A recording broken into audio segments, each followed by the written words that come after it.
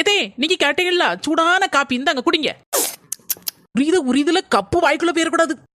எதே இன்னைக்கு ஒரு நாள் மட்டும் எங்க அம்மா வீட்டுக்கு போயிட்டு வரட்டுமா? அப்படியே தீபாவளி சீரு, பொங்கல் சீரு, அந்த சீரு இந்த சீருன்னு கொண்டு வந்து குமிச்சிட்டு இல்ல உங்க அம்மா வீட்டுக்கு போனோமா? உங்க அம்மா வீட்டுக்கு பேசாம கேக்கடா.